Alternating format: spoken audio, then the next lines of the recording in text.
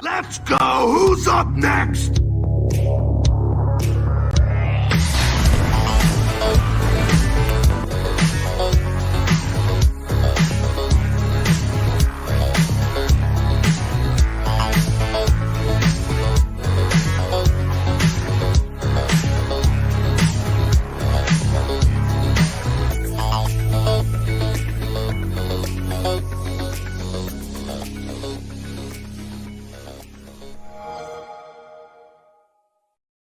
Too late. We're live.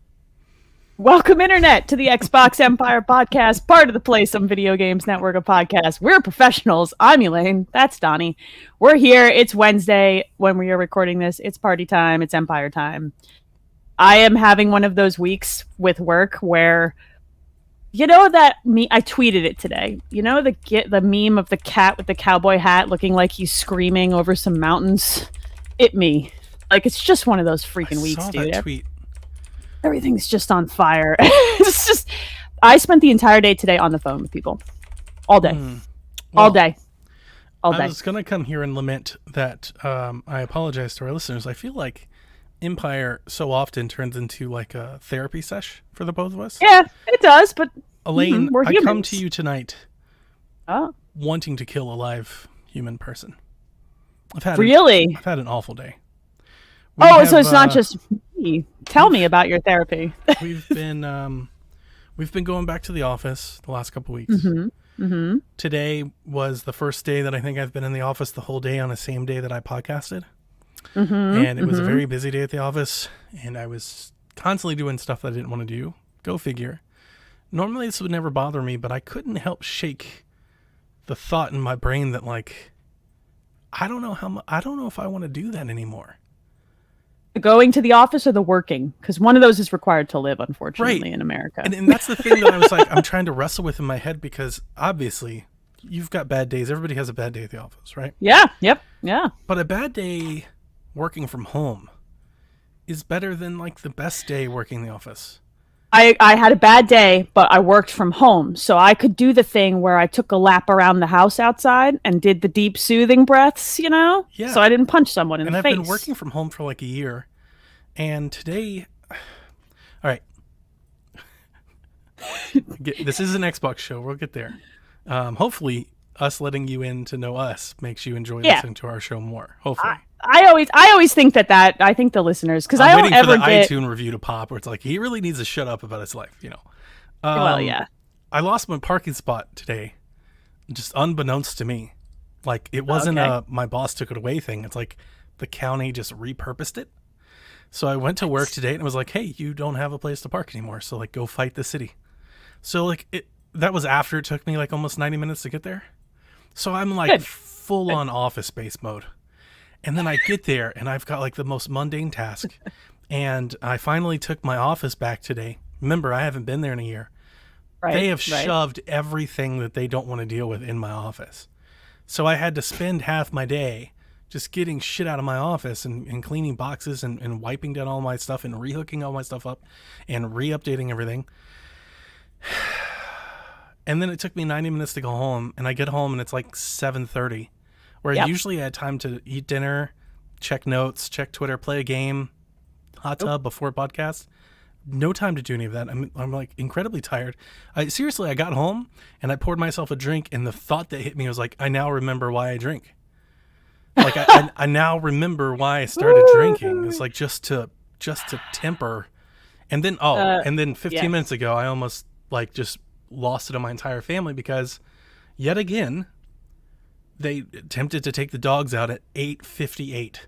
But it's like every week for months I yell at them, do not take the dogs out right before a podcast. Like, you've got all day long.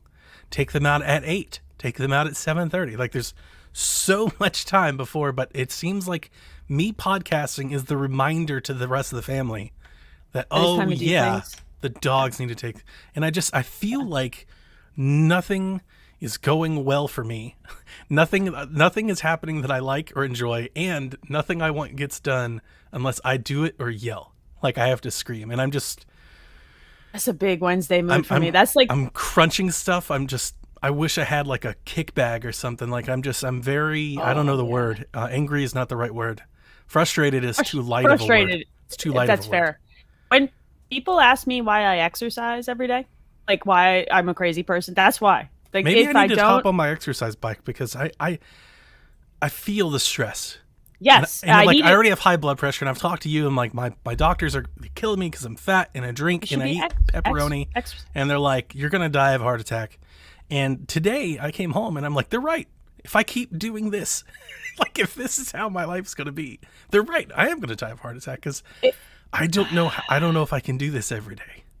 If anybody ever wondered if the people who podcast don't just like have like, we're normal humans who have bad days, and I always hope that being transparent about it on this show makes people feel more normal, because we don't just switch on like the happy personality that we always have. Like I exercise explicitly to rid myself of the I want to punch someone in the face energy. Otherwise, I'm gonna come in here angry every time. Every time. I just saw the chat. Sorry, Dev. Yeah. I will turn Elaine down a little bit. Jeff, love that you dropped by. He says talk more about parking spots. Yeah, that's our niche. I don't have a parking spot. I have to ride a train and walk through. Let me tell you about what walking through Philadelphia. So I kind of got into it with my boss a little. Not much. We didn't have a lot of time to talk, but he walked by and he said like a smart remark, and I did, because I'm a smart ass. I was like, so I don't have a parking spot anymore either, right? Worked here for 13 years at a parking spot. Now I just lose it because they want it. And he was like, well, be happy you have a car. I was like, you can have the car. I'd much rather take the bus. I'd much rather take the bus than this. Like, that was always, I work downtown. Like downtown, Peachtree Street, middle of the city, downtown. Same when in I Philly. I took the job under the impression of having a parking spot. Like it was a part of my, like, and I was like, I will not come to work here without a parking spot, because I know the daily frustration, and I feel bad, right? Because like I look like such a D-bag because half of our staff does this every day. And I'm like, good for them. Yeah. They weren't here when I got here, and they haven't done the things that I've done here. Like this was a part of the job, and I've earned it. You were very lucky. Like I commute into Philly every day, and it's like I drive to the train station, ride the train, and then I walk because of the way the trains are set up in Philadelphia. It's about a mile from the train station to my office. And let me tell you, I could machete my way through the air in Philadelphia right now. Like I walked in and people are like, why are you sweaty? I'm like, you want to get punched? How about we start with a punching? Would you like to? It's 7:45 a.m. That statement makes me feel better.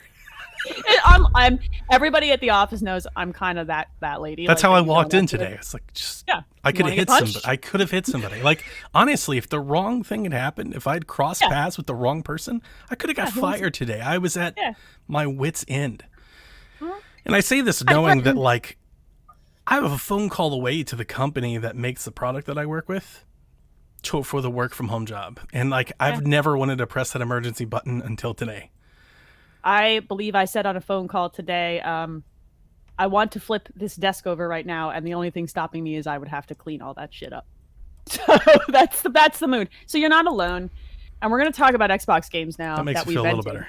But boy, man, did I want to get into a fight today. And I'm always the smallest person, and I always want to fight everybody at work, so that works out. Who wants to fight me? They're like, no, ma'am, please sit down. All right, Donnie, have you done anything fun this week, ma'am?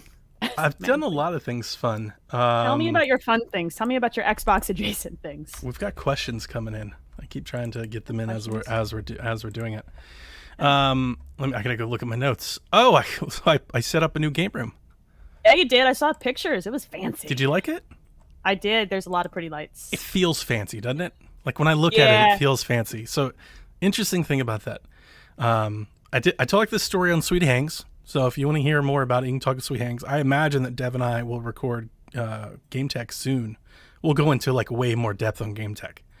I tore my entire house apart to do that. So that's the too long didn't read version of it. Like my TV sat on our old dresser. That dresser housed so many of my clothes. So to move that, to redo this entertainment center meant I needed to find a new place for clothes or get rid of clothes and redo my closets, which is what so like just doing that meant that. And then I had a dresser that had to go somewhere. Couldn't throw that dresser away because that dresser matches the furniture upstairs. The dresser upstairs is a dresser that we've had for a long time that needed to go away. The only reason we never swapped them, it's hard to carry a dresser up a flight of stairs when it's just you. Yes, that's bad. Like there's nobody in my house that can do this for me but me. So all of that went into those pictures that you saw. I had to empty the dresser, empty my closet. I had to make a crazy run to Goodwill where I threw away like 12 bags of clothes. Nice. Like garbage bags. And I had to move a dresser upstairs by myself and then move the old dresser out into the garage, which I was happily to get somebody in the neighborhood to come get for free. So I was That's like, good. Come get it. You can have it. Whenever we post pretty pictures on Twitter, like when I redid my TV, I got the new OLED, right? Which I love and I'm still infatuated with. I had to move a total of 3 televisions to make this happen. The new TV had to go to the basement. The basement TV had to go to the living room. The living room TV had to go into my truck to bring to my father. And I had to spelunk around behind entertainment centers to recable. And let me tell you, I might have found a dead body back there. It's scary behind my TVs. Like it's cabled all nice, but it's scary back there. Yeah. So I feel this. Yeah, this is. I wanted a really nice, fancy. This all, by the way, this all stemmed out of our last week episode. I felt I had like regret or remorse that I had to sell my car. So you were sad. I was sad that I had to sell my car, so I decided to take about $400 of that money. I put the rest in the air conditioner and took about $400 and decided to do something for myself.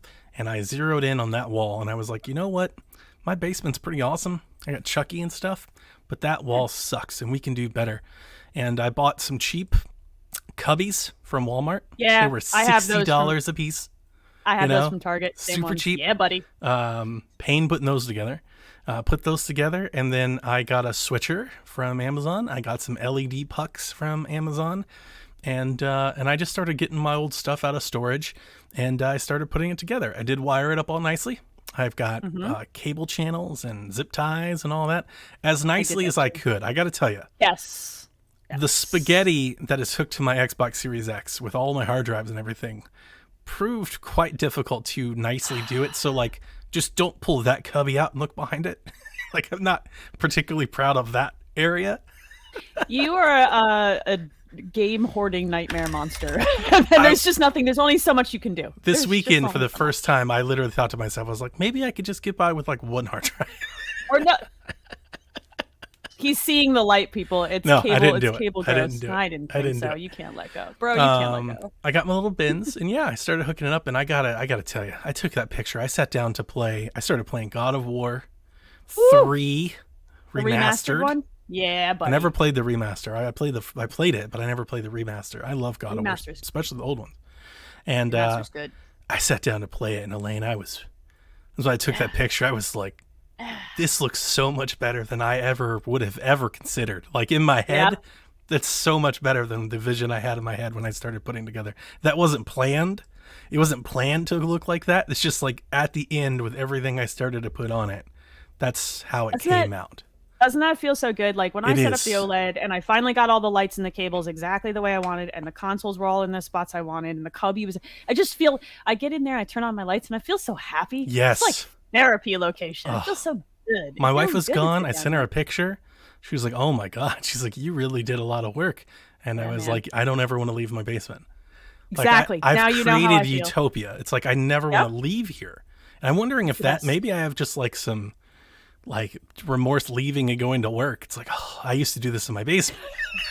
Yeah, because my workspace, so I'm sitting at I just Same. shift to my left, and that's my workspace, and then this is my fun space. So, and then further to my right is the TV. All of my consoles in the entire house have now been consolidated to Donnie's Mega Game Center. Most of my collectibles are down here. I just got my Cole statue and my God of War statue down here. My Gears stuff is down here now. So I've got to take a picture with everything on it. Yeah. I have a few more cubbies to fill, which you already know. We've got collector's editions on the way. We've got the Dying Light 2 collector's edition. We've got the Knockout edition for Scott Pilgrim. I got No More Heroes 3 collector's edition from the Pix and Pal, whatever the hell it's called. Yeah. They didn't deserve my money. That was a nightmare. That was a mess. That was a bad run. I didn't even bother to try. I'm almost maxed on collectibles. I think I need to eventually just take a pan video of my basement so people can see that. Yeah, we need to do that. Like that can be like maybe we'll do that for like somebody said today we're coming up on 100. Yeah, that'd sometime in the next. Yeah, That'd be a cool little 100 episode. Do something like that. We'll give you an MTV Cribs of our basements. I finished Phase 5 of Scarlet Nexus, and I decided that I never want to play that game anymore. You're done? I'm done. Is it just not vibing with you, bored. or do you think it's okay? You're bored. Okay, fair. Like, fair. And I always say I'm bored. When I say I'm bored, it means like the game isn't necessarily boring. The combat's good. It's just after 5 chapters, I've had enough. Here's the city. Go run to the waypoint. Click through the dialogue. Fight the thing. And it's just like I did it, and I don't care about the story, and I don't care about the characters, and there's just no motivation to keep doing it. So I'm playing a lot of Metroid, which I'll save for Shack tomorrow. But in between that, I'm just messing with stuff. I restarted Gears 4. Played the first 2 chapters of that. I played the show. I played God of War. I played NCAA football on my 360. Now that it's down here on my little TV, my switcher. You're doing the the roulette through. I did that too. Whenever I recable everything, I go through everything. Well, I'm waiting. I'm waiting for Death's Door to release, which comes out this weekend, I believe. Okay. So I want to play that. That's like the next thing on my to-do list. That and Zelda. So I didn't want to start anything, and I actually, to be honest with you, I don't really have anything that I'm like urgent to get to right now. It's like I could have hopped back into Judgment, but knowing how long Judgment is and knowing that Death's Door is literally on our doorstep, I was like, I'll put that off. So, but I'm hyped for Death's Door. I think it looks great. And shout out to Bloodroots, which is out on Xbox Game Pass, as Wario says. You can download it now. That game's fun. Definitely, guys, go play Bloodroots. Awesome game. You built cubbies, I built Lego. Ooh. So I bought. But did you build Lego cubbies? No, that would be sick. See, that's a next gen game room right there. Like, could you imagine if it was all Lego? That would be hard to dust. It's way worse. The duster would get stuck on him all the time. They released a typewriter. Kinjabish says Death's Door's on the 20th. Door's on the 20th, which is early next week. About a week. So I ordered the Lego Creator typewriter, which is like, it's actually functional. Like you press the keys and it actually moves the barrel, and it looks so much like the OG typewriter from Resident Evil. So built that, and it's awesome. And I put it with my Resident Evil collectibles, and I think there's a picture on Twitter because I do that. And then I immediately was like, I should go back to Resident Evil Village. But I restarted it because I have a new TV. And I'm like that, right? So I restarted it, and I think I'm vibing with it more than I was when I played it when it first came out. Like, I think I'm just in the mood right now for it. You know what I mean? And I think I've tempered my expectation because it's not going to be 7. So I'm just like, I'm having a good time now. I'm like, dumb vampire nonsense. Here for it. So I did that, and then this is the nerdiest thing I'll probably ever talk about. How far have you got yet? I'm almost through the castle again. Okay. So I'm pretty much back to where I was when I stopped playing. So my friend Leah was like, there's a couple areas late in the game that are much creepier. You should keep playing it. Don't give up on it yet. A dollhouse. So yeah, that's what she said too. But I'm having more fun with it this time. I think I just needed to be in the mood, you know, and not like have something else pressing that was about to come out, or a stack of games that I felt bad about not playing, you know, like it's a good time for Resident Evil for me right now. Do you think I was being too critical at the time when I said that I feel like it doesn't feel like a Resident Evil game? No, I don't necessarily think that. I think for me, it really does have a 4 vibe for me. And it's real, like, the writing's not as good as 7 was. Again, 7 wasn't great, but some of the writing is not my favorite. I came into it really wanting it to be more survival horror and less action-y. And at the time, it bummed me out that it wasn't more like 7. Now that I have in my head what it is, I'm having more fun with it. I think I just needed an attitude adjustment for me personally. I'm having a good time. Good. I don't know. Let the hot vampire ladies chasing me around a castle. I feel like the marketing in that one got really, really hot in a way that the game just didn't live up to. Didn't hold up to. Yeah.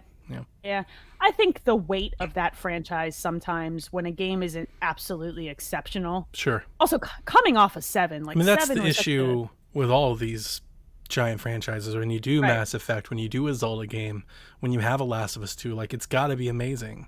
I can only imagine the pressure that's on Nintendo's Zelda team right now. Like, how do you follow Breath of the Wild? Like, even if it's the same exact thing, it won't be nearly as good because we've already done it. I think it's going to be interesting to see people playing Skyward Sword that never played it because of that. And I mean, even in the Xbox space, Halo.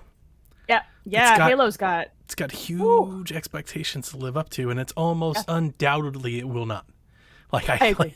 Like it just there's no way it can. It can't. It can't. Yeah. It can't. I think Forza Horizon 5 has the best chance of living up to its expectations because I'm really excited about that game and I want to. Did you see my license plate? I did. Yeah.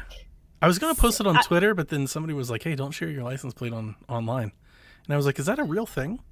The Chinese government has so much information about me at this point that, but I mean, it's like you drive around with it. Right, my license plate, like you could see it at any time. Like if I've ever taken a picture of my car, I'm sure the license plate. I guess like maybe focusing on the license, like here's my license plate, maybe.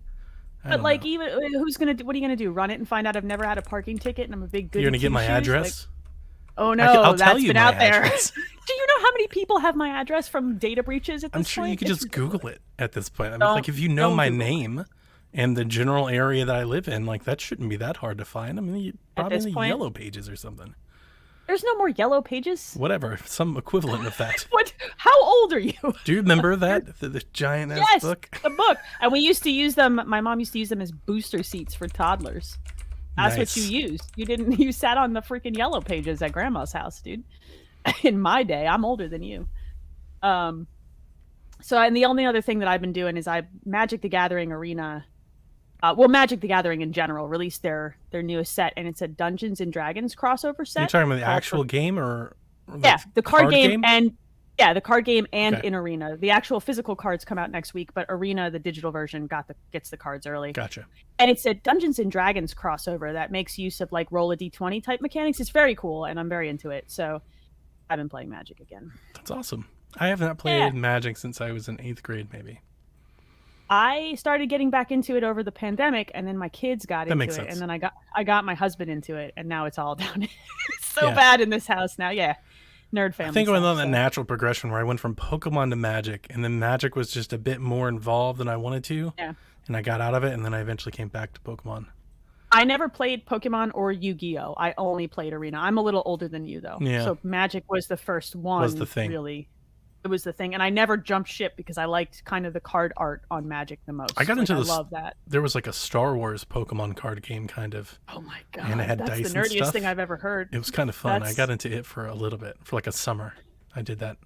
That one summer with the Pokemon. Yeah. Like Hero Clicks? Yeah. They had like little Hero Clicks that went with the cards and stuff. So it was like kind of miniatures, kind of a card game. And I've always wanted Pokemon to follow suit. I was like, Pokemon would make hand over fist if they made a Pokemon Clicks version of the card game. Like, dude, they would make be bonkers amounts of money. I was always surprised they never went down that way.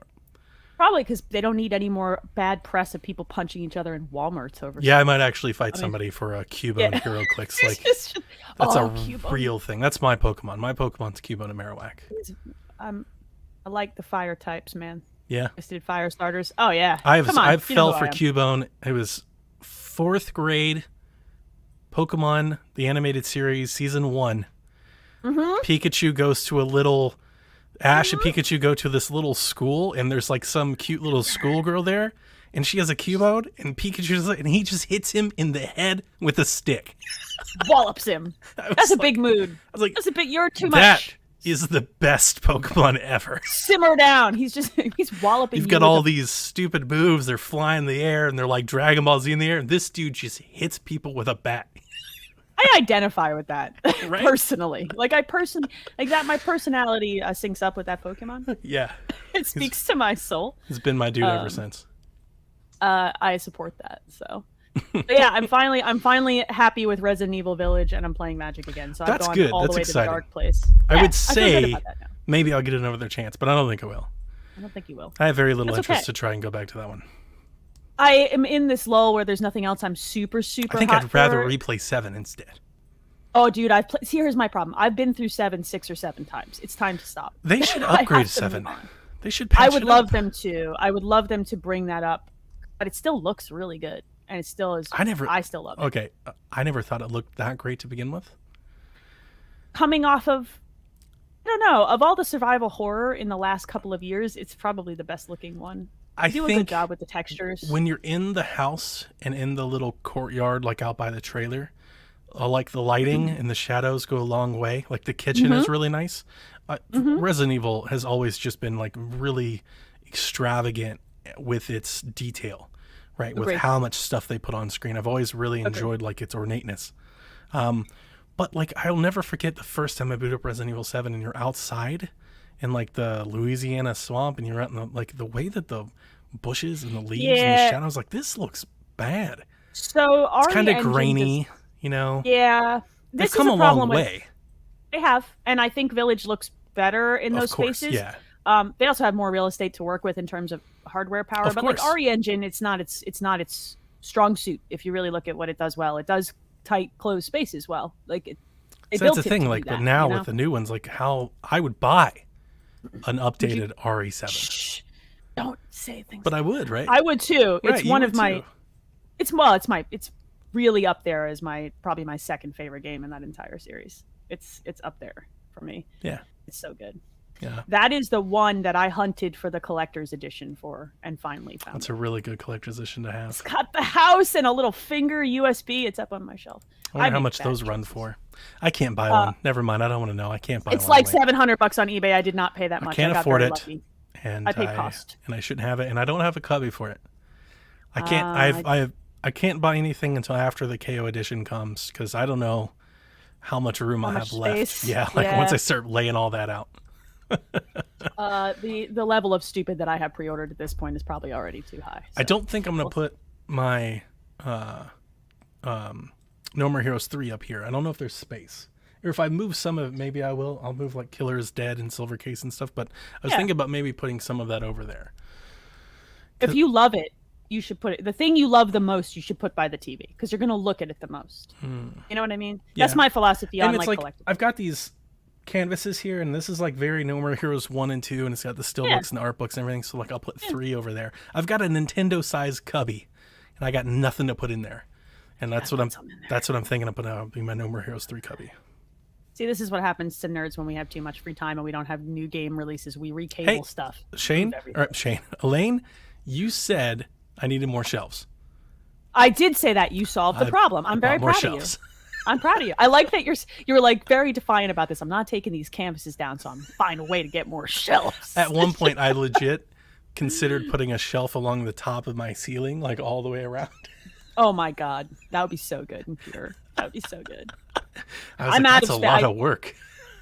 I've got some space for more shelves, but the kids still play down here and stuff gets knocked over if I'm not careful. So that's a no-no. Yeah, go outside. Yeah, I love them. I love you. Get out.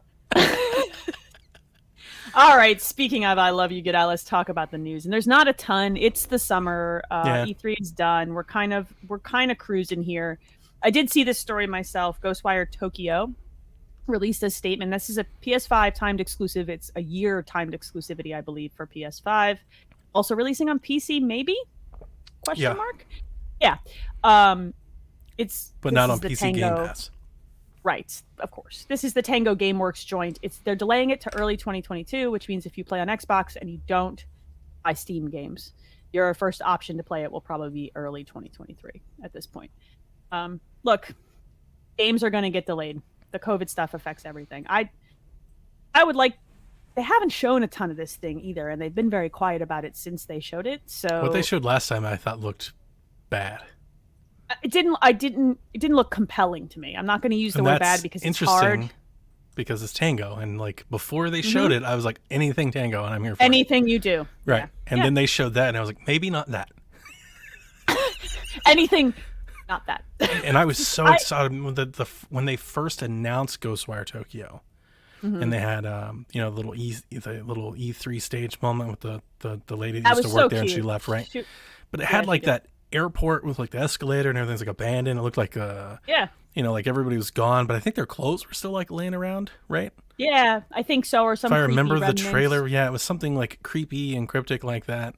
And I was like, "Oh, this is cool. I'm into it. This is creepy vibes. Like, yeah, let's do it, Tango." And then they showed the last thing, and I was like, "Well, I don't know." Yeah, the last showing was not my favorite, but like, I don't know. I want to like this, so I'm Sure. like, take your time and give me something I want to play. I wouldn't be surprised if it got delayed again. Yeah, I could see it being fall 2022. That's Or at what least I summer. could see it being. You know, they say early and it comes out like June. I'm hopeful that it comes out and it's a good product. But the only thing notable here in Xbox land is you will now. It's a full year from whenever it comes out before Xbox folks get to play it. Correct. If you don't have any other options. If you don't buy it on PlayStation or PC first. Or PC. I would probably just pick it up on one of those because I want to play it when it's out. But yeah, I'd get it on PlayStation. Options. So I'm the same way with Arcane's game. The Deathloop. Deathloop? I'm pumped about Deathloop. Yeah. Let's go. I'll get Deathloop on PlayStation. Yeah, I will too. Mm-hmm. I love the stuff that Arcane produces. I'm not going to wait a full year to play it. That's not going to happen. I know not everybody has both, but if you have both, I'd compel you to do the same. Like if you really want to support Arcane and Xbox, buy the game. Yeah, it's coming to Game Pass later anyway, so what do you care? Yeah, buy it and trade it in. Yeah, if you want to play it on Game Pass, you'll get a free shot at it on Xbox later. So, tell me about what the Coalition is up to, because I am curious what they're doing. Yeah, this is interesting. And Jeff, I hope if he's still in the chat, he can chime in here if I'm off base. But the Coalition is set to show off their tech demo that they've deemed Alpha Point on the 20th as part of Game Developers Conference. They go at 9:40 Pacific time, and they showed a little asset, a little screenshot of it. And it looked very good.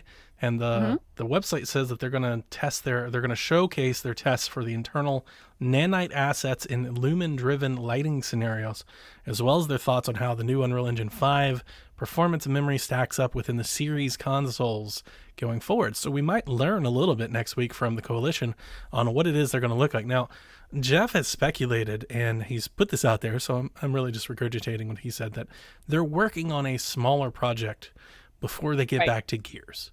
We know that the Coalition has assisted on Halo, that they have this other project in the works. What I'm not sure of, I have no idea of, I don't believe he does either, is if this is that. I don't know if this tech demo is the smaller project they're working on. I would assume so, or at least fragments of it. Right? They may be working on like a game slice for a mechanic that eventually changes the way it looks and everything by the time it comes out. But yeah, so if you're interested in the Coalition and what they're doing, as you should be, because I still believe they're one of Xbox's best studios, at least tune into it. If not tune into it, because a lot of people aren't there for like techie dorky stuff of game dev. At least pay attention to the blog posts, because this, Windows Central, Eurogamer, like they'll wrap it up. They'll tell you what you need to know. They'll show a video, and you can see it there. So definitely check that out. Be on the lookout for that next week. I'm excited about it. I want to see the Coalition be able to do something that's not Gears. Sure. And it looks like they're doing it. Absolutely. So. I get excited listening to devs talk about making games like this, even if I don't understand what they're talking about, because they have genuine excitement and focus when they're at these kind of events and they're not talking to people trying to sell them something, and they're talking to other developers. I love, even if this stuff flies over my head, I get so excited to listen to them be excited, so I will tune in for this more than likely. It just gets me pumped. And I was excited that Unreal Engine 5 demo that we got with the PlayStation 5 before the consoles launched. Yeah. That Lumen tech, like their lighting engine looks great. I remember throwing shade at that's when I first started throwing shade at ray tracing.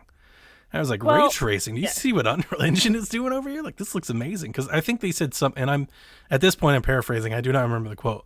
But it was they specifically talked about how much less performance their lighting tech requires than ray tracing. And it was like 4 times less performance or whatnot. I was like, yeah, just do that, because this looks great. In a lot of respects, the way that I understand it is ray tracing becomes very much a technologically brute force solution. Like it's very, overhead intensive for what it does, because it literally calculates the actual solution to that problem. And their Lumen tech isn't just lighting, right? Like they can use it a lot like ray tracing. They can use it for environmental aspects. They can use it for audio. I think they showed in that demo, they showed a bunch of beetles or bugs in a swarm, and how it was moving based on your camera and everything. So it was very the same kind of thing. And I was very impressed. So I'm looking forward to seeing more for Unreal Engine 5. I don't know when we might see the first Unreal Engine 5 game, probably 2023. That's my best guess too. And that seems like the earliest it makes sense, considering the engine just started being used. But we'll see.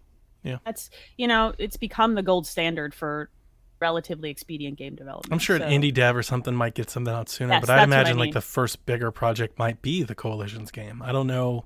Absolutely. I know a lot of the Xbox studios are working with Unreal Engine. Ninja Theory, and I know a lot of Xbox. A lot of the PlayStation folks have their own engine, so their dev houses don't always use Unreal, which I've always found interesting because PlayStation owns a stake in Unreal. Like, you'd think maybe they'd use it. But yeah, they've built their own tech. So yeah, probably third party or probably Coalition. They might be first out. If I had to bet on like a first party dev, I'd bet on the Coalition. They seem to be the ones who have adopted it the most quickly, and they're ready to go. They've gotten the most out of Unreal for 2 decades at this point. They are very comfortable developing in Unreal, and this is just an iterative step for them, and so it makes sense that they would. You see what Gears 5 did on Unreal 4. Yeah, bananas. Yeah. Still looks bananas. As somebody who's recently played it on an OLED, because why not? It's still ridiculous. So, Forza update is happening. So they dropped a YouTube trailer, right? Yep. That'll stream on Twitch and stuff, and the other trailer. They've been talking about audio design in this set of updates, and how they're making every single car sound unique, and how many audio recordings they're doing. 320 new audio recordings being added to the library of existing audio recordings for vehicles. That's absolutely insane.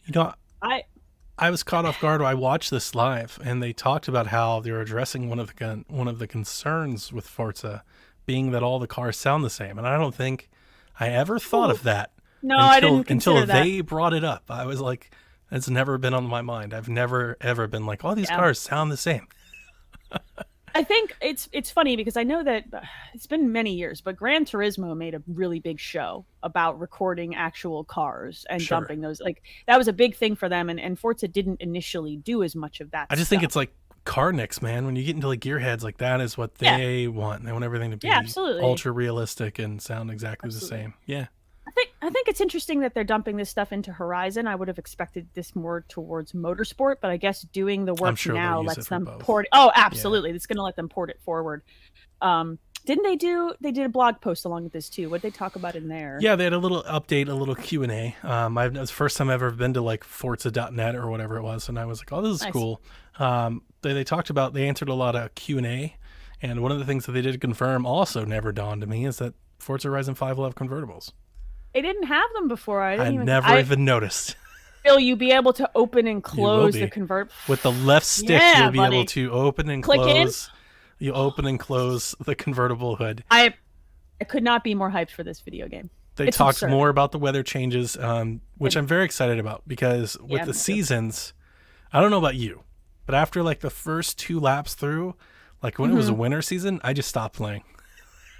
I didn't mind it so much because I liked the way it looked, but like I want more natural weather changes as opposed to like hard season changes. Well, the cool thing about this is that they'll have weather on the map that you can just drive out of, because it'll be completely different in different periods of the map. So maybe like thundering over here and completely sunny over here, and it's constantly evolving. So if you don't like what's going on at the moment, you just drive away.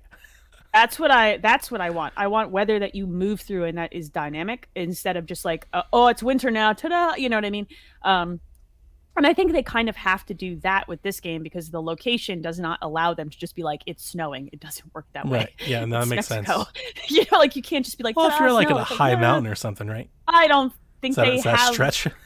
I think that's a stretch. Okay. I think that's the thunderstorm, rain, humidity shifts type stuff like that. That stuff makes way more sense, and I'm excited about that stuff. So. They did also confirm that we'll have drag racing. Hell yeah, let's go. That's exciting. Yeah, I want to do just flat out drag racing. Wind it up and flat out. When I was that'll get more used to like the muscle cars, because like they have muscle cars in Forza, but if you've ever played Forza, they kind of suck. Like you don't want a Chevelle or a Challenger in Forza because you have crap for handling. Like you need, most Forza races, you're just not going to get very well. But in a drag race where you can tune the hell out of it to just take off, just full power. Yeah. I want the ability to line lock the car to burn out.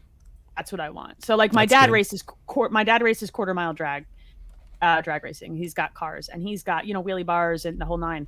And the best feeling in the world is clicking in on the line lock, which locks the front brakes but lets you spin the back, and freaking winding up those tires and warming them up and just doing a burnout is very fun. And then just letting it rip. I want to do all that stuff. I want to do that against my friends. I want to do asynchronous against my friends. I want leaderboards. Just I want to be able to stand it up on the back wheels. I want to be able to pop a wheelie on those cars. Good. I want to be able to wind those things freaking up. So I'm way here for this. Elaine Toretto, so watch out. It's about family, okay? Don't meme that. I can't handle any more of the memes. It's exhausting.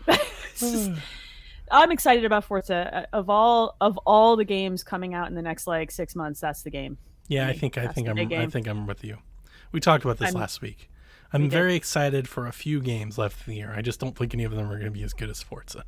I don't think I'm going to be as excited to I'm not going to be a little kid on Christmas when that drops. I will be like that when No More Heroes 3 arrives. I can see that for very, you. very excited for No More Heroes 3, but it's not going to be no Forza.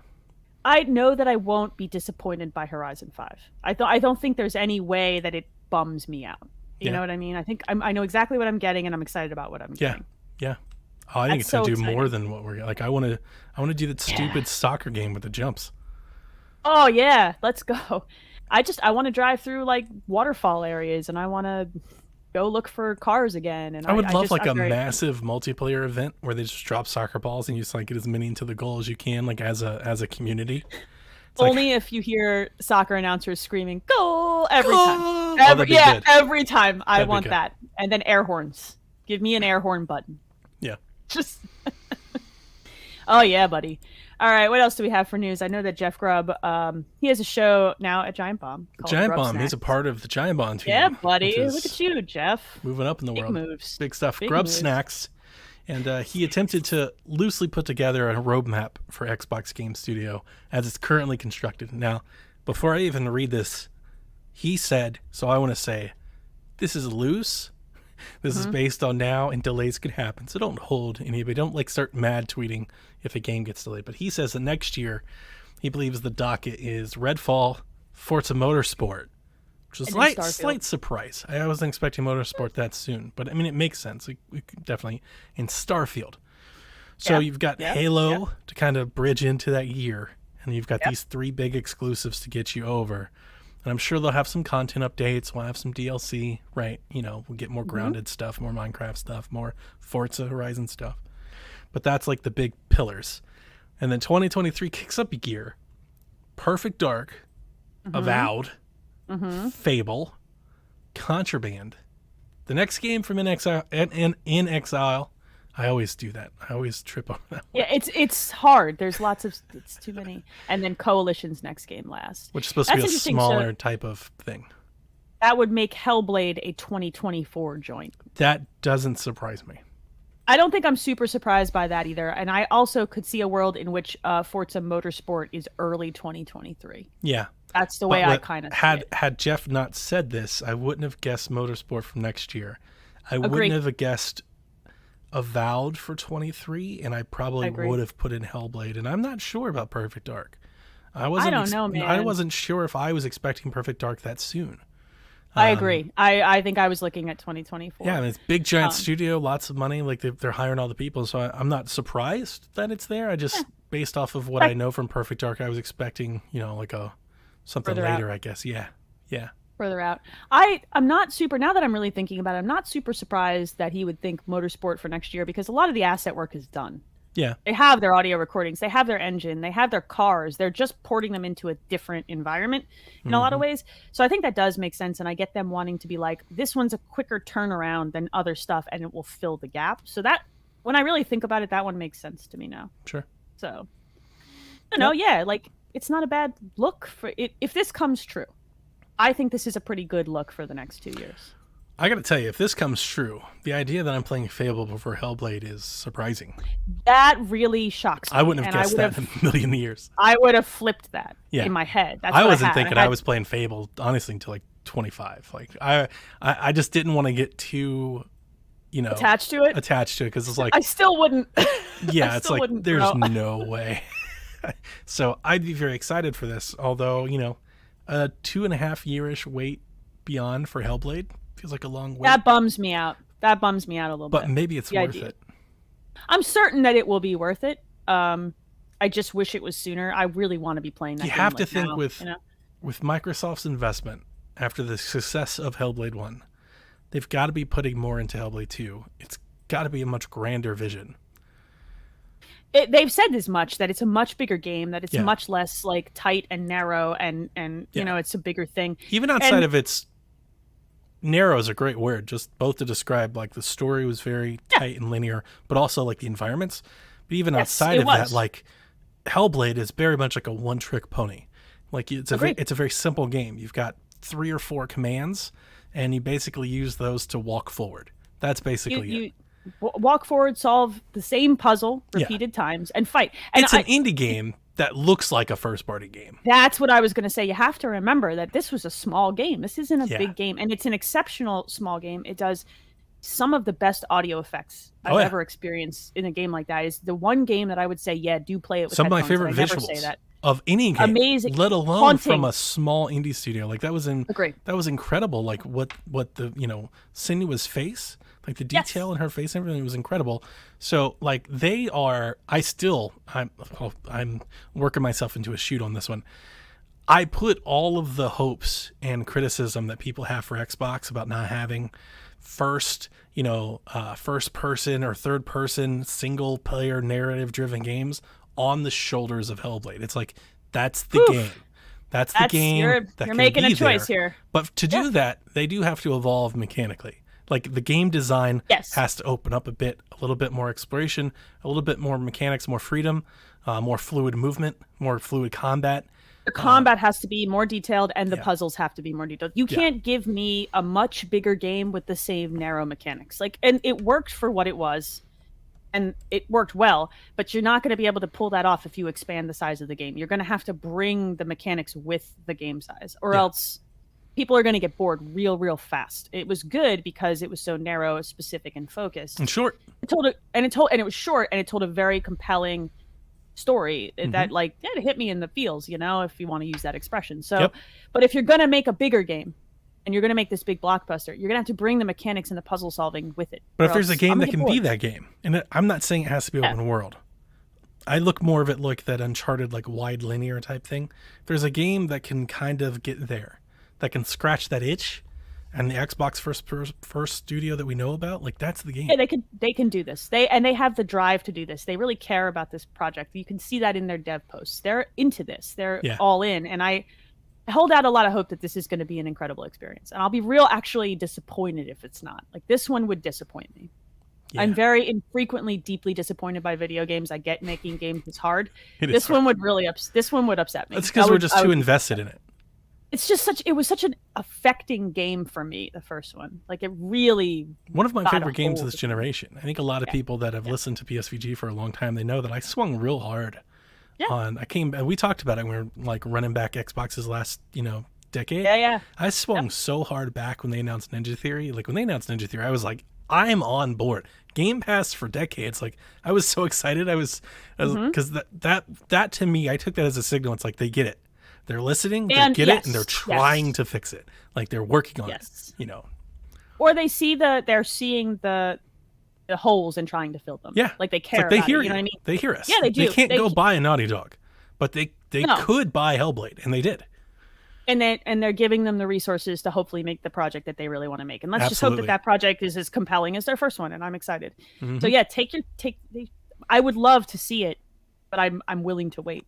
It's I think where I okay. Since we've already went so far down this hole. Oh, the rabbit hole. We talked about it. I want more fluid combat. I want more freedom and range, like fluidity. It doesn't have to be as gigantic as a Horizon, but I would like to move like that. Yep. I want something more akin to like a Zelda or a Horizon in combat. Okay. And then maybe, I think Uncharted is a really good, I think Uncharted's too grand. I'm not trying to hold them to the same expectations as Naughty Dog, but just in design, Uncharted gives you a level that you can freely explore, but there are lots of collectibles, there are things you can find, there's lots of optional paths, like there are things to do with that Hellblade 1 didn't have. Sure. Hellblade basically just walk forward. I would like a little bit more walking left and right, finding stuff along the way, doing things. Like I love the stories in Hellblade, like the little gates and stuff, like do more with that in the game. Or maybe even God of War. God of War is an amazing game, but That's God of maybe War too is far. well, it's too far in scope, but like it's also got that mythic like DNA, backbone to it. like the DNA of that Yeah, into that's what I Hellblade was is what I'm thinking looking earlier. for. Pieces. Yeah, I want them to lean more into the Nordic stuff with it and go into the sort of pagan, like go further, Okay. and drop more runes and stuff in there, drop more stuff to find. I would also like her to feel a little bit more athletic. Yeah. As she in movement. Like it's clear that she's a warrior. I want her to feel like it. It was if the combat was the thing that made it feel the most indie. It was very like there were like very few options for how to move. I don't even think somebody it was very rule based, right? Like you had to counter when you had to counter, you had to swing when you had to swing, like you couldn't improvise or you'd get hit. So it wasn't even like rewarding you for being good. Like a Dark Souls or something, because it's like if you just didn't do what the game it was like very choreographed. Might be the word that I would use. Yeah, that's a good word. Like you had to fight the way that the game wanted you to fight and nothing else. I like a bit more freedom. Also, she kind of lumbers about, like when that's what I'm saying. Kind of she moves very.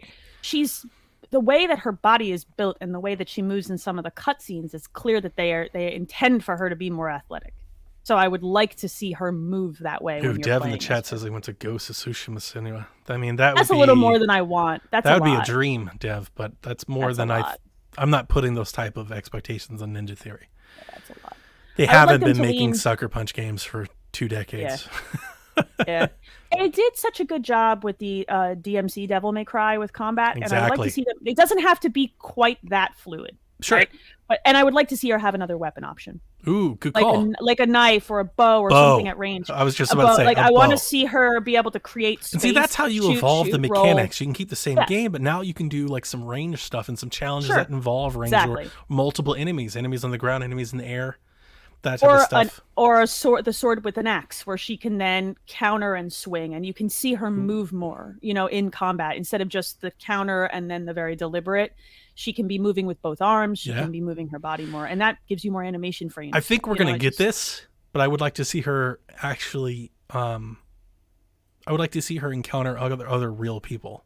Yeah, I agree. I would like to make some companions or some friendships or some enemies along the way and build something like that. Something there. I don't know where they're placing this story. Is it prequel to the? I don't know, and I'm curious. No, I don't care either. I want to see. I would love to see flashback and back. Ooh, that's cool. Before, and the new stuff. Like I would love to see it be a story that's set after the first game, but to have flashbacks from what happened more. That would be cool. That would be cool. So I have lots of hopes and dreams. I think she's a great character, and I really want to see what they can do with it. Yeah, they just need to diversify the gameplay. Just give you a little bit more things to do. Like right now, it's like I said, it's like a one-trick pony. I need 4 tricks. Just a little bit more. It doesn't have to be a lot. I don't want them to go so far that it feels like a different thing. Like give her a bow, give her an axe. Correct. Don't be clear. It doesn't need to be Horizon. It doesn't need or DMC. Yeah, I'm not going that far. No, I just want a couple things. When I replayed it, so I got the Series X and I replayed it, and it's great to play in Series X.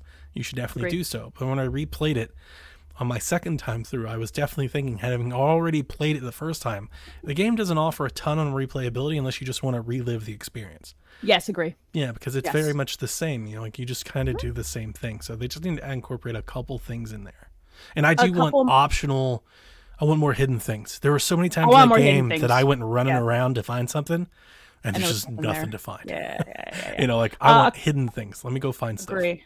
A couple different types of puzzle options and a little bit more combat, and then an expanded world and story would be enough for me. It doesn't have to go too far. That's when you get yourself into trouble, when you go too far, know, and it's like you've added too much. It doesn't feel like the thing anymore. I would be upset if they came, if they ever came and they were like, it's a 25-hour game. I'd be like, oh no, you're missing it. Like I don't want it to be bloated and padded out. Like I like its directive. I like the fact that it's extremely focused. I would like for it to keep that.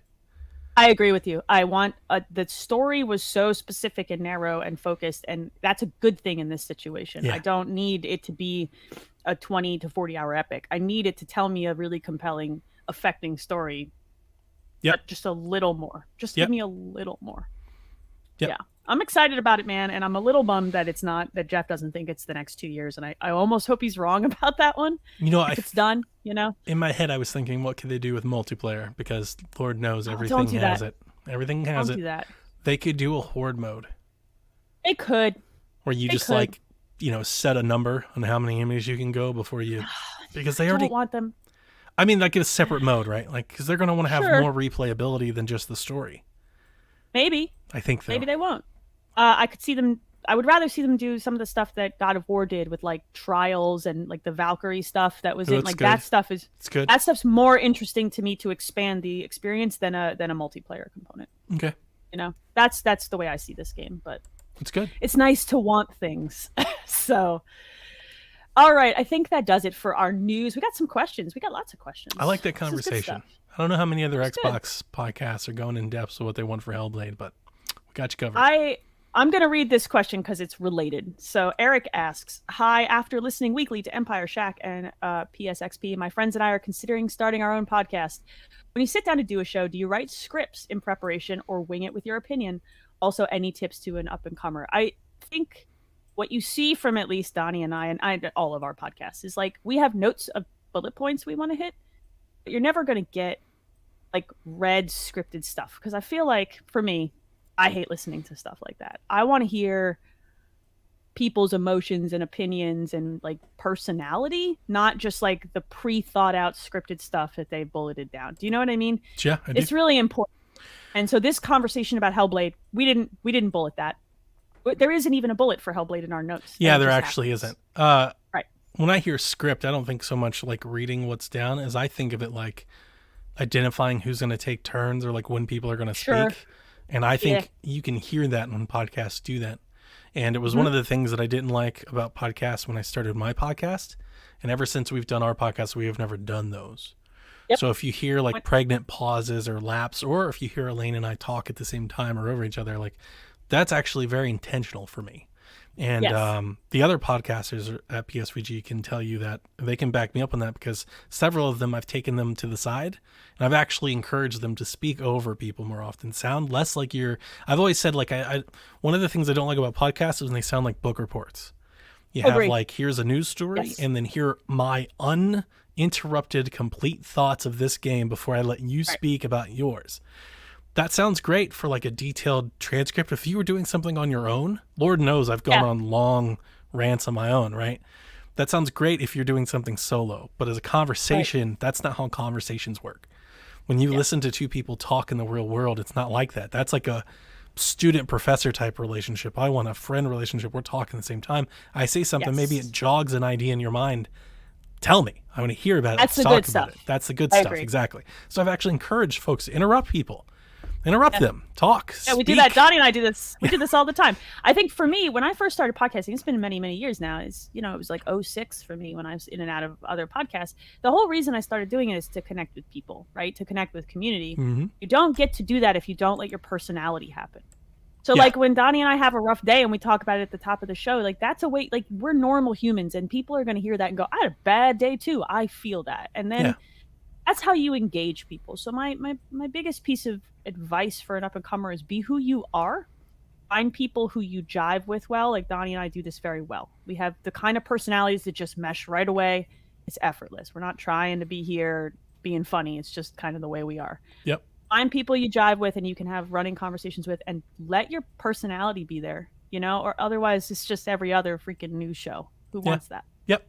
Same. So, okay. On our notes, as Elaine said, we do type some very light notes. It's basically just honestly, if there's like something very specific or important, like if somebody says something and you want to mention it, like, hey, this is very important, like I'll write that factoid down, but it's honestly, think of it more like a list of topics. It's like, here are the list of topics we want to talk about today. And maybe you've got a couple bullet points to make sure that you sound professional and you know what you're talking about. It's more for accuracy than anything else. Advice, learn how to Audacity and always do locals. Learn how to record locally. Yeah. Yep.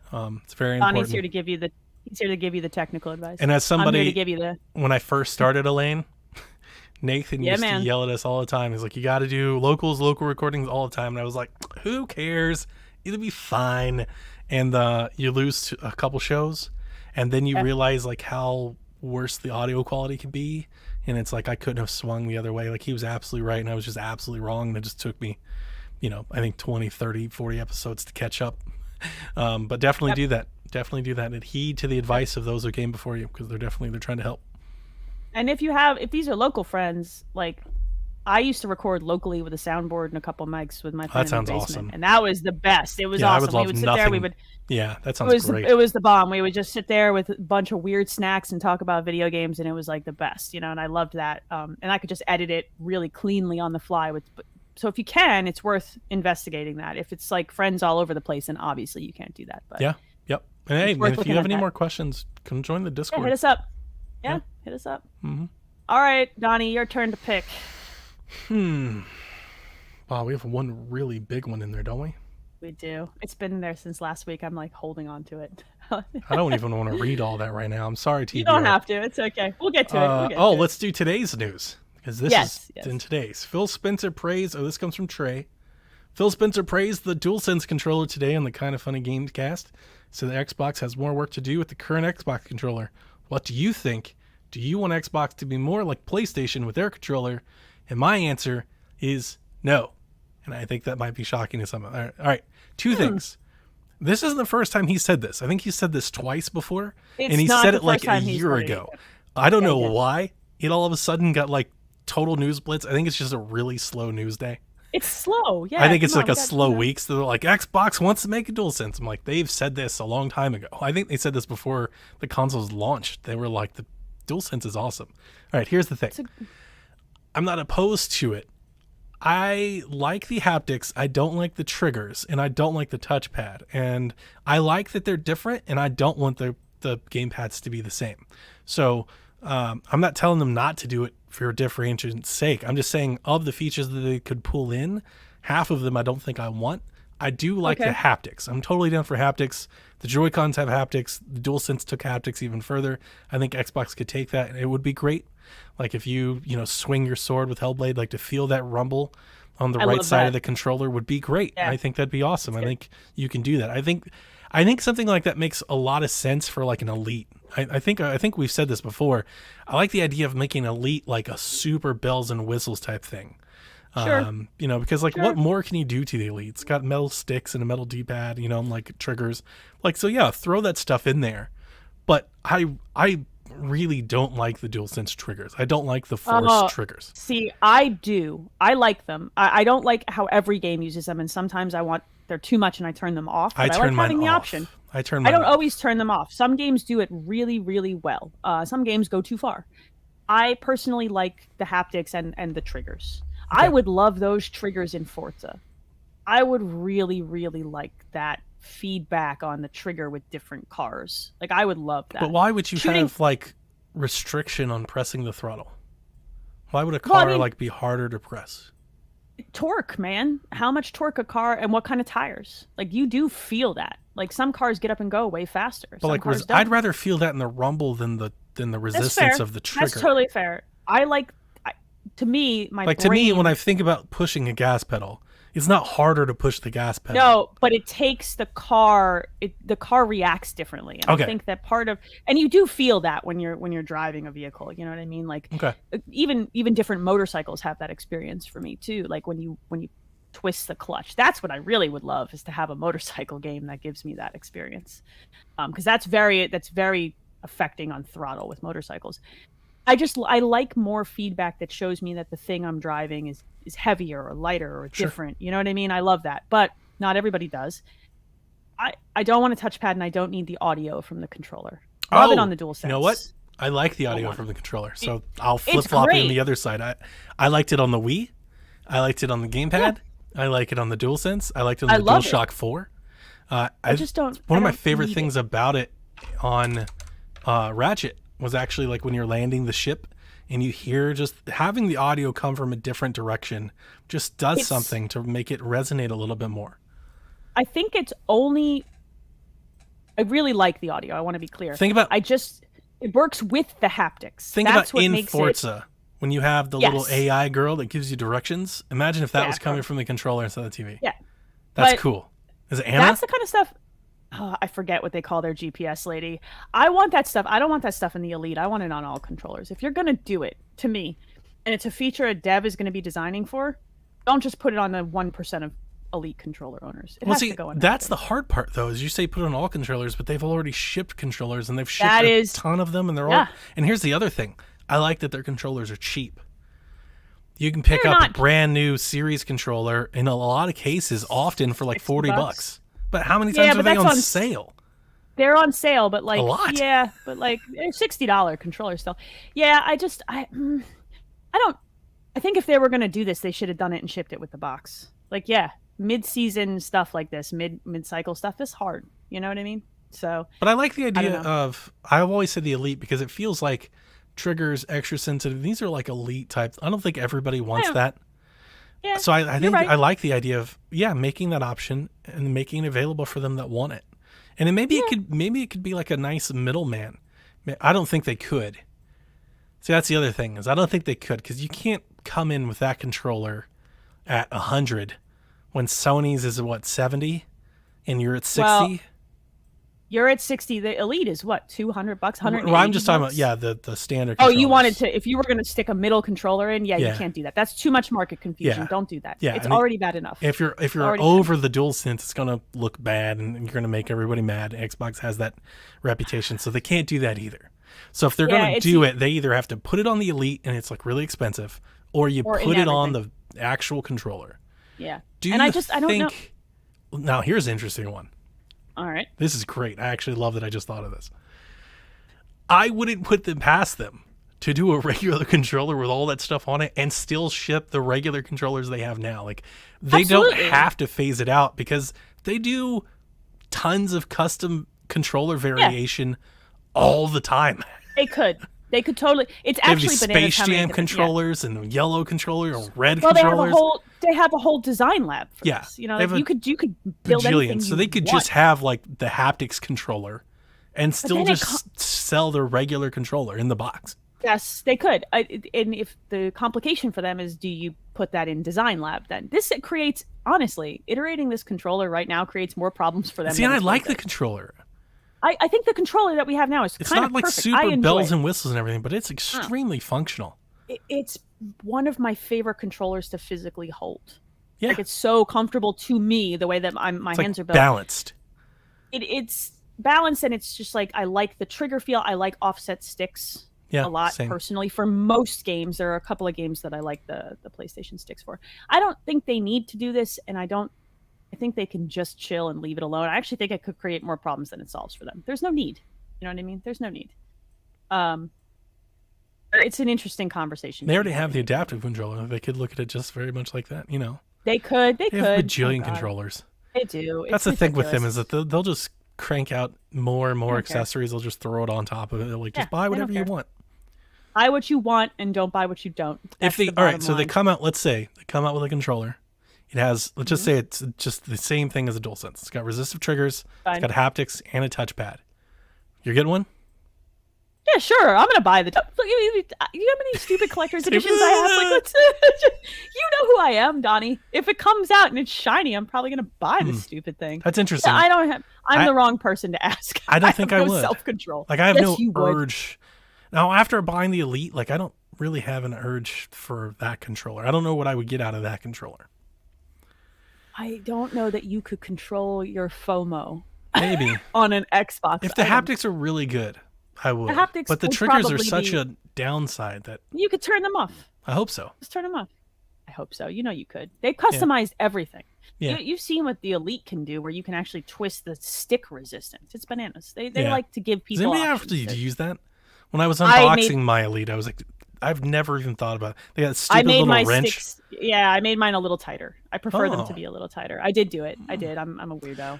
On your trigger resistance, do you go very short or all the way, or are you like in the middle? All the way. I like all the motion. You on like the push? triggers. See, I'm Yeah. short, setting 1. Really? Yeah, I don't just like like- that because I'm just like, I got this whole trigger. I like the feeling of clicking down on a damn button. I'm I just like a kinda tap. child. Just tap. I can't. Because that's the way I bump the bumpers. Like I roll my finger. See, maybe forward that's why I and don't. bump Maybe them. that's why I'm not into the triggers. Like I'm really not into the triggers. I You thought just I wanna tap. was. You just want to go. At I don't- times when it's like light resistance, I'm like, oh, that's cool. But there are times like when I was playing Yeah. Astrobot, when I go to press it and it doesn't press, and I'm It like, wants I to don't wanna like move. that at all. I want to say it was Assassin's Creed Valhalla that was really aggressive when it first came out. It feels like it was broken, or like I was going to break it. You know, I was like, I don't like very this. Aggressive. I don't like this. I like it on games with firearms. It's just that squeeze the trigger. I do like the firearm feeling. I like the feeling because you also get that haptic like pushback when you actually fire. I like that part. That's good. Yeah. If it was only that, I'm on board. Yeah. The problem is that I know it's going to go the other way.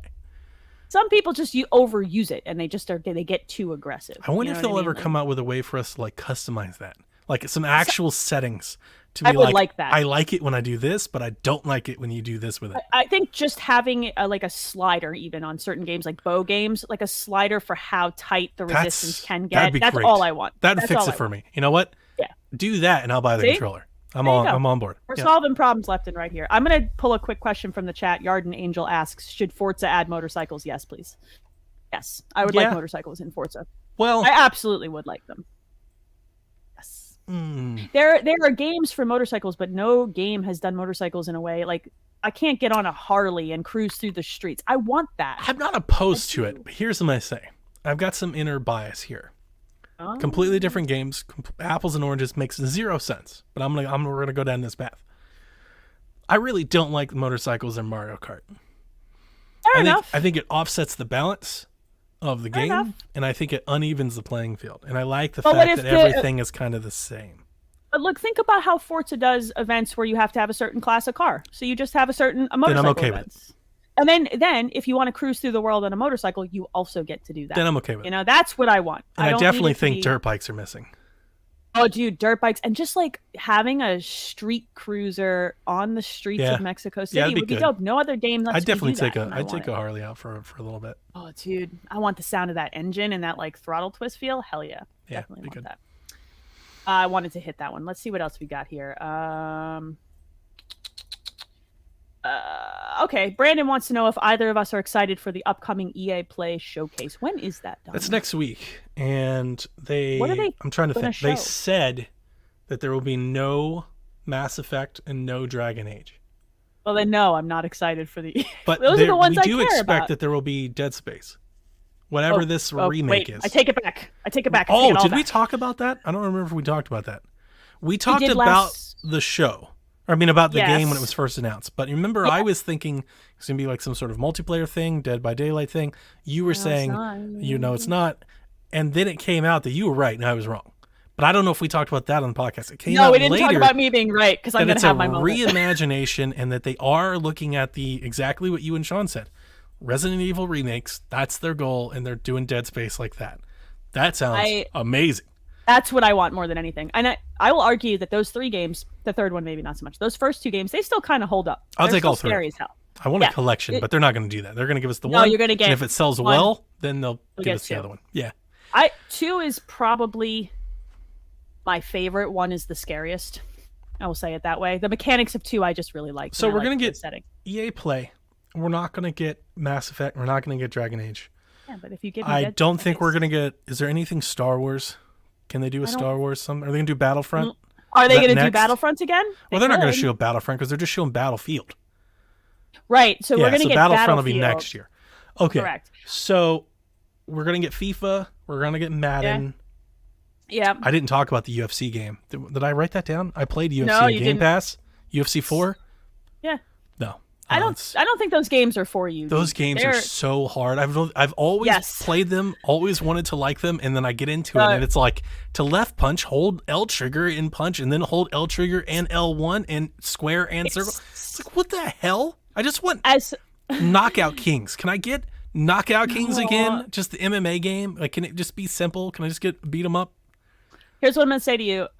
Playing UFC games feels like actually doing jiu-jitsu because you have to hold it's very complex. Did jiu-jitsu, you have to. It's complex, and it so for me, like I kind of dig it, but also I have to be in the mind space to deal with it. It's just a lot to learn. It's like the F1 game. Yes. It's so true to its sport that if you're not wanting, so I downloaded it and I was like, I bounced in 15 minutes.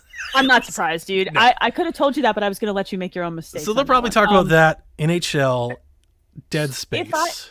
If I get Dead Space, if we really think that's going to be there, then I'd be excited. It's going to be there. Else, I don't care about everything else. I'll be honest. I'm not. There's nothing else you want from them at all. No, Because I want to see this PGA Tour game. I want to see the Masters game. Oh, you're into that. Oh, well, you're okay. I'm here for your excitement over that. I need some help because Mario Golf sucks. Oh, you're mad. I'm so mad. Bad for you. I feel so bad for you, my It's friend. been so bad of a year, right? It goes Snap. Yeah. Resident Evil.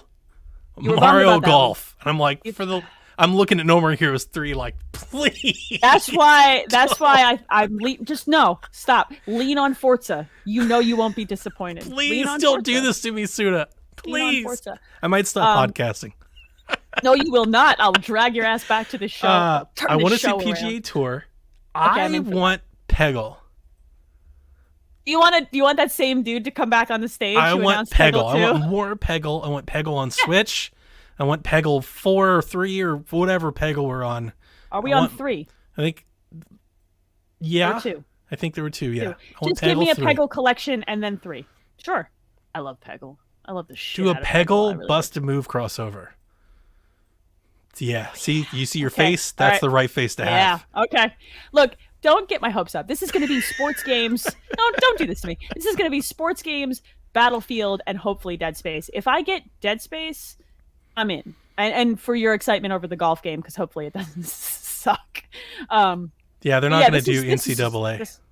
No, I really want that, but it's too soon. Maybe they'd re-talk about it. Maybe we get like a little mock-up trailer. I would like a little pan like through like a proper announcement. Yeah. Instead of the stupid little card quote we got. If they did a real announcement, that would be exciting. Did you see that they passed the name, image, and likeness stuff like nationally? Oh, did they? That happened last week. So like all the college kids that are on teams, they're all on Cameo and stuff right now. And they're like doing like local barbecue and chicken wing ads on TV and stuff. Like they're all getting paid right now. Good. Let them get paid. So now it could end at any moment. Get paid. Bro. Now NCAA has a choice to make. They can negotiate on behalf of like. So here's the problem, and I don't want to go too far down this road, but here's the problem with the NCAA. They can't. There's no collective bargaining. Like there's no one unity that can bargain on behalf of all these players.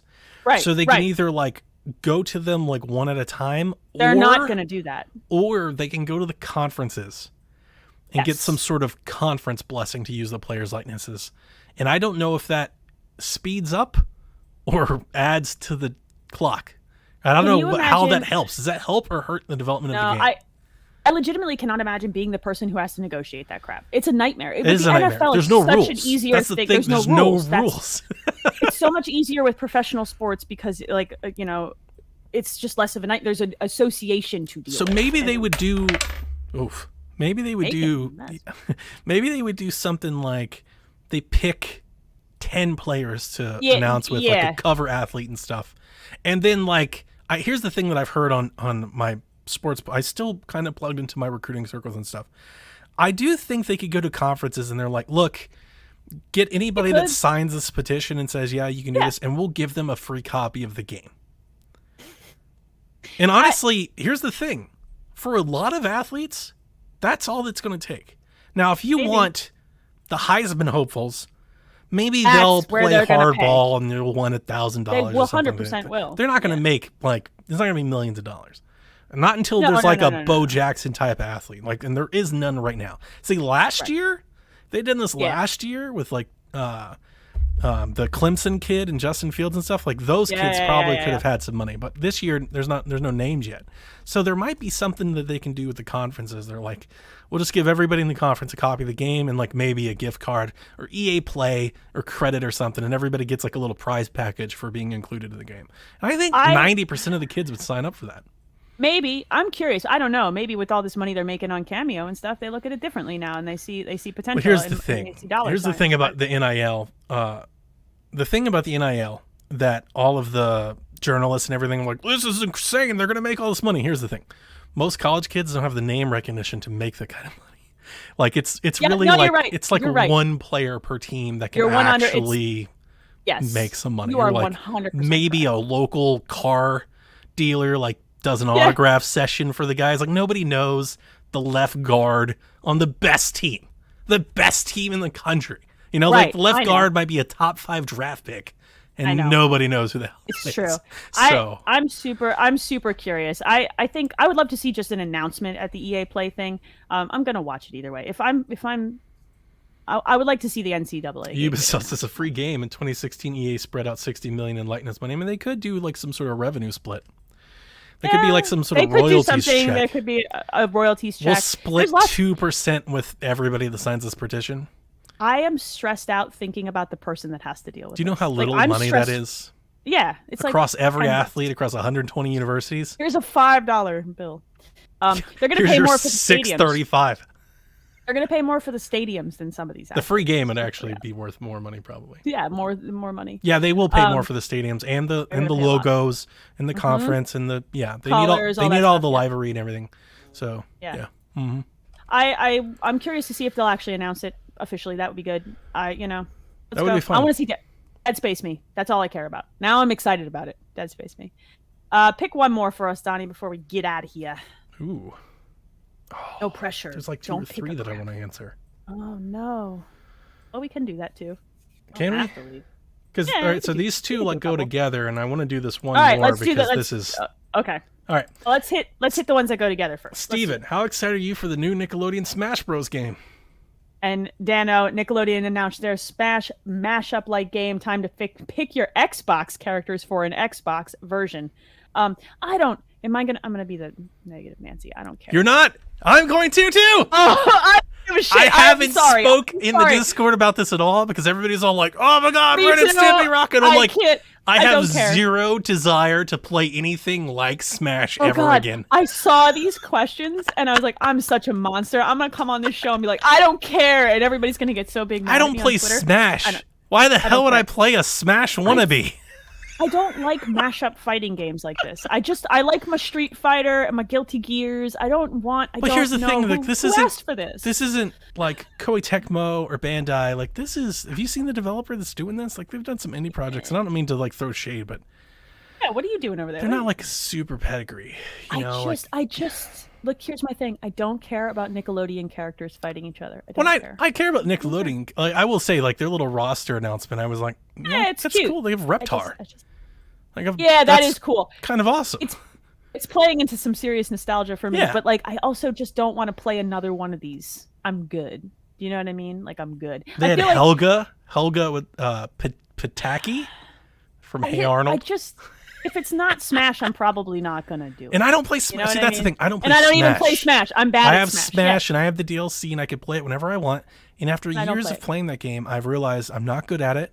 I don't care to play it anymore. So I'm not going to play it. And I don't think that this game is going to hold a candle to Smash. It can't. It's not possible. No, nobody is able to do what they do. Right. So if I'm not going to play that one, why the hell am I going to play this one? I'm so glad that you said that because I have refrained from the Discord because I have zero want of this game. I don't want to fight about it. But like, look at the PlayStation All-Stars game. I didn't care about that either. It's Universal. I don't give a crap. Should we instead do a Garfield kart? See, I'd be totally down for a kart game.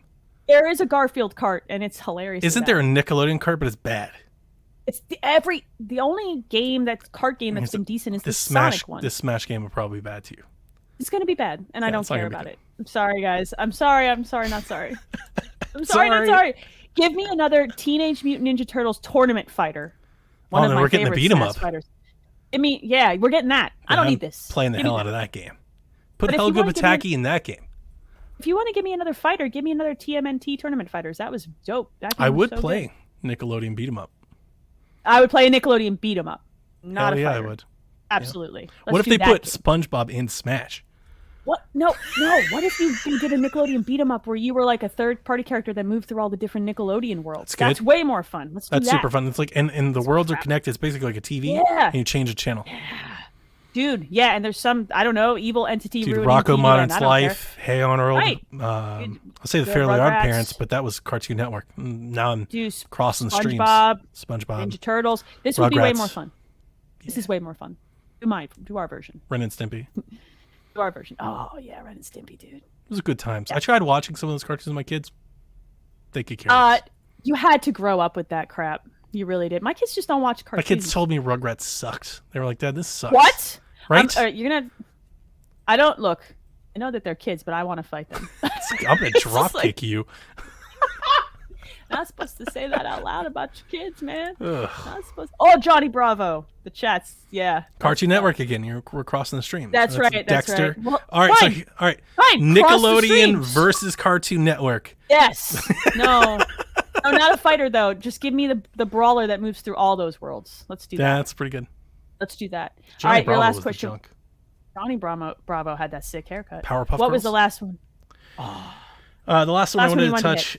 This is this relates to breaking news that came out today. Truly, probably the most actual newsworthy news of the day. Yeah. Even though I don't think it's actually getting that much traction. Could Xbox truly become the Netflix of gaming by partnering with Netflix to create a Netflix Game Pass bundle? This comes off the heels of Netflix today announced that they hired somebody from Oculus and Facebook and he used to be somebody somewhere else one day to come run up their gaming division as they too will enter the game streaming space. I would love to see Xbox and Netflix partner. Yes. I think that's a partnership made in heaven. Why? Yes. Create your own deals and all that. And I know why, because they want a bigger piece of the pie, but They do, boy, but it would this- make a lot more sense to just do a cross bundle. In my brain, Microsoft's just like, we're just going to sit back and watch them crap the bed on this, and then we'll make a move. Like, oh, it didn't work out for you, did it? How about this? How about we partner? And you're 'Cause probably this can't right. possibly be successful. Like, that's realistic, but they're going to be way more successful if they did that out of the gate as opposed to let something burn and then try to resurrect it. know. I want it to be awesome from the start. Don't Stadia. Look. Just be great. Look. You could just be great from the beginning. I agree with you, but sometimes, like parenting our children, we have to let them make their own mistakes. Think of how many devices and how many potential players Xbox could reach if they embedded Game Pass in Netflix. Dude, That's genius. not wrong. You're That not is wrong. Trojan horse. But you know that they don't want that Netflix is too high and mighty on their crap, and they don't want to give a chunk to Microsoft. So Microsoft's just like, we'll let you make this mistake. We'll let you crash and burn, and then we will come in and be like, hey, how'd that work out for you? Boy, have I got a deal for you. You know? Did you Give it a see year. what I posted in Game Tech about this? No, I I missed said, it. sadly, Netflix will get Ubisoft Plus faster than our consoles will. Because you know Ubisoft's going to be there. Oh, they're there. They're there for everything day one, dog. They're going to be there in a heartbeat. But Those guys are on the bandwagon. I don't want what I would rather Game Pass into Netflix in some capacity than this, obviously. And I think for Netflix, it would have been a smarter move instead of expending all this damn money up. I mean, I realize they have FU money, but here's still. a thought, and I'm just thinking out loud at this point. If Netflix licensed or potentially purchased like Stadia and just made it Netflix gaming, like that kind of works. I guess, but maybe, but there's no way Google's ever going to let that But go. the difference being, and that's why I say license, because the difference being Netflix has a treasure chest and they love original content. If there was somebody that was going to pay somebody to make an exclusive game for their service, like Netflix probably fits better than most. I could see Netflix being more successful about this than Amazon has been with Luna. Because we're already seeing them do like tons of stuff kind of in the gaming space with Castlevania and The Witcher. Like I wouldn't be surprised to see them do like smaller Witcher spin-offs or Castlevania spin-offs to go hand in hand. Stranger Things, like to go hand in hand with their own properties that they already have. I wonder how much they're discounting how much harder an input method is to just streaming video. Oh, sure. They're probably over there like, we got this. We're so good at streaming video. Dog, it's different when you start asking an input. You're right. But of everybody that's doing this right now, if there's somebody that could do it better, it probably would be Netflix.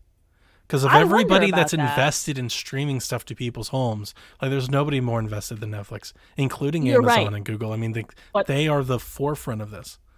Only down though, not up. And but here's the other thing: Netflix still relies on the data centers and the backbone of Amazon. So like they still have that in, and if anything, it probably makes more sense for Netflix to actually partner with Amazon. That would have been the smarter move, I think, because Luna is kind of floundering out there in the breeze. I'm curious what happens with this. I'm curious if they give it a shot. And much like most people realize, making games and delivering them to people in this space is hard. And Dev's in the chat being like, ew to all this. I don't disagree my ass off. with He says, you. not Stadia as a verb. Yeah. Jeez. I would have loved to see Microsoft. I wonder if that talk didn't happen behind the scenes, but I can see. That seems right up their alley. And I totally think that would be perfect for them. Like the I think newest that- Gears, the newest Halo, like right now Sure. in Netflix. Or here's the thing. Even if it's not like completely embedded, like just do one of those Spotify things. It's like, hey, if you Yes. sign up for Yes, that's what I'm thinking. $20 a month, you get Netflix and Game Pass. You know. Right. That's what I would have seen, like that kind of, but I think maybe Microsoft's not ready to do that yet because they want to have an app that's on TVs first. Because that's the people you're going to try to get if you try to do a Netflix partnership. Sure. They're not going to have a console. They're not going to want to boot up a PC. They want an app on their TV. Do you think maybe there's that's ever why- a day? All right. So many of Netflix's competitors will license content to Netflix when they're done with it.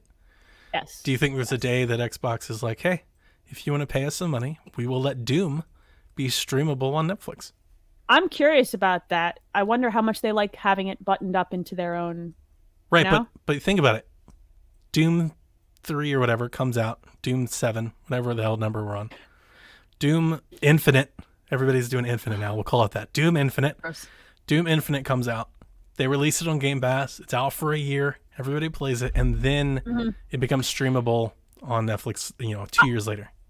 I could see maybe. The thing is, I think that Microsoft likes having control about how and where their content. I lives. agree with you. I'm just saying that I could don't be think- very I don't think- lucrative for They Microsoft. could, but I think they would be Very more likely lucrative. to. I think they see it more like we're going to push an app. And to it's not the TVs and we're gonna- same as so not. many people that are like, put it on PlayStation because it's not a direct competitor and it's still streaming. Think about that. How many people, how many like Disney and Paramount Pictures, and how many people still will license their content to go to Netflix for a year or so, especially to market the next upcoming thing and then take it back off? Like you Maybe. can't do that if you publish like a physical hard copy of a game. Like you don't have Right. that option. I mean, that exists in everything exists in the realm of possibility. I take nothing off the table for how Microsoft delivers content to people at this point Yeah. because they've surprised me multiple times. So I'm curious to see in a year what Netflix can do. Let's find out. I don't think it's going to be pretty though. They've never. It's going to be a delivered lot of, this- I mean, it's going to be like Luna, right? Yeah, they've never delivered this kind of content before. They've only ever delivered down. Hang on. Amazon Luna. Oh, Let's no. go see He's this. Googling things. While Donnie looks things up. If you guys want to say, all right, Hang on. what are you doing? Amazon Luna, the very top of their page in all of the screens, like their headline game is Metro Exodus. And then below it, they've got The Surge 2, Trials of Cold Steel 3, Sonic Mania, Control, Valhalla's down here in the corner, Shantae. That's what Netflix is going to have. Just a smorgasbord of third-party and old games that come out later. Yeah, that's yeah. That's interesting. All right, I think that's gonna do it. We're gonna end on that sad note for questions. That terrifyingly sad note. Before we get out of here, let's give a shout out to our on-air Patreon producers. Big thank you to everybody who supports at any level on Patreon and hangs out with us in the Discord or tweets at us. And if you want to get at us, come to the Discord, come join the Discord, or you can tweet at us. I respond to tweets far too much. I'm ET Dragon. He's Eat the Hype. Expect cat gifs and pictures of food from me. That's all I have.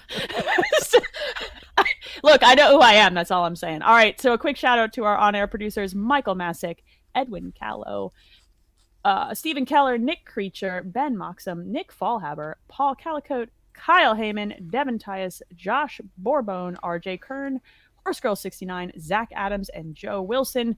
Thank you, folks. We appreciate you. We appreciate all of you listening to this nonsense Absolutely. every week. And we appreciate doing this nonsense every week because, as you could tell, we were both in a mood at the top of the show and we're both in a different mood at the bottom of the show. Real-time therapy at work, kids. Get you a friend that will talk Xbox nonsense with you and make you feel better. Do it. Get you a friend. All right, guys. I think Donnie, that's going to do it this week. I think we out. We're out. Right? We're out. So until next week, y'all, play some video games. Peace.